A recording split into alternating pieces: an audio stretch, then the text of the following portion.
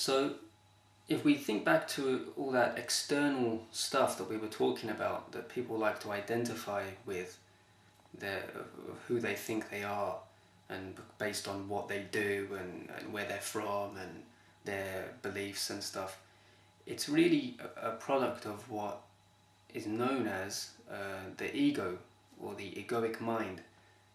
Personally, I like to just call it the egoic mind, simply because that word ego, it really is associated with pride and a sense of big-headedness, when actually it's a bit beyond that. It's kind of more than that. And so, to save confusion, I don't use that word as by itself, ego. But the egoic mind, it's an aspect of our mind, of our human thinking brain, which is constantly seeking a sense of identity based on its relationship to external stuff. And it's really it's become so strong in our society, and well, that is to say within ourselves, me, you, all of us, that we've come to identify with it, that we think that we are our minds, and we've moved away from being, because we're too busy being very human about stuff. And what it does is it, the ego, the egoic mind, it tries to convince us that you are who you are based on something other than you. For example, a lot of the most common example is materialism, material things.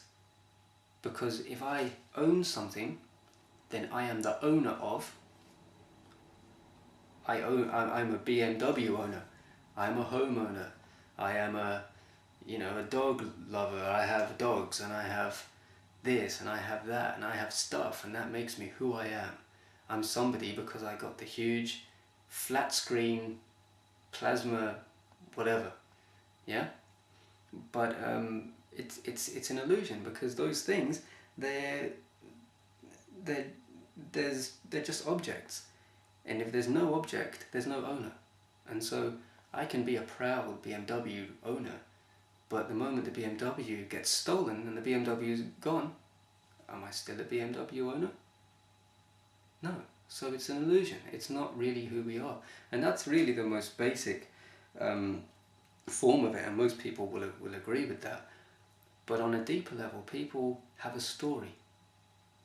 Everybody has this life story of where they're from, and what kind of childhood they had, and they convince themselves that that is who they are, based on that.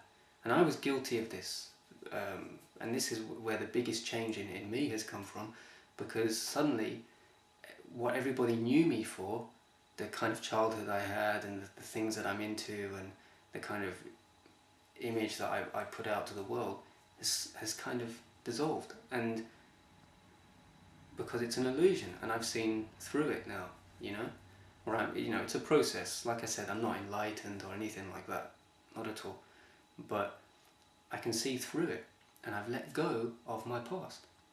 Because that's the thing, your story is your past, and also your future, in the sense of, this is where I'm from the hood, and I'm gonna make it, and I'm gonna live in this place, and I'm gonna own all this stuff, and that's what I'm gonna do. I'm gonna get this job, or make this business successful. And it's all kind of bullshit, really, because the past has gone. It doesn't exist anymore. The future hasn't happened yet. And so how can these things make you who you are right now? They can't. You only live by moment to moment, and that past, when it was happening, was experienced as present moment. When you do experience the future, whatever it is, whether you succeed in your plans or not, you will only experience it as now. And so the idea of your story is also an illusion. And beyond your story, that people have lots of beliefs, you know, like they believe in causes, and people have very strong ideas of what they like, and especially of what they dislike. Everybody hates something, everybody hates somebody, you know, and this is it's also the ego's attempt at seeking a sense of identity based on that.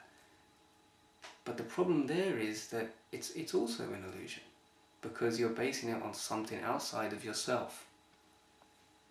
And so you can have a very strong belief in a particular political cause, but it could change, you know. By the time you're 50, maybe you've gone from you know, left wing to a kind of a right wing angry person. So the beliefs can change, and also especially we focus on what we don't like the most, and this is the biggest curse of our race, the human race, and that is, we love to focus on what we hate, because the ego gets no greater sense of self based on anything else other than an enemy. To have an enemy gives you an incredibly strong sense of who you are, because not only am I me, but I'm me, and I'm going to fight that person who doesn't like me because I don't like him, and we don't like each other. And you can see this all over the place. I don't even need to say it. I mean, the Middle East, the Iraq war, Islamic fundamentalism, same thing. And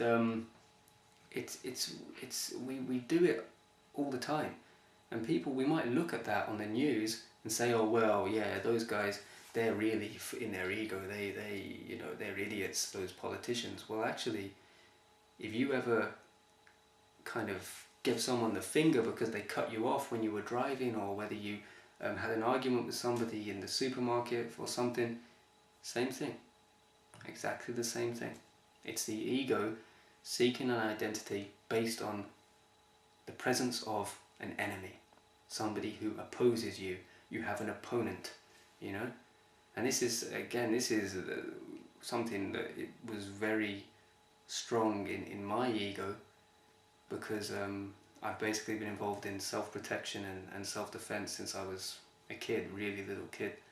And so my whole life has been based on, you know, if someone tries to mug me, I'm going to do this and that, and you know, I teach people how to fight and stuff, and it's all slowly going out the window because it's an illusion.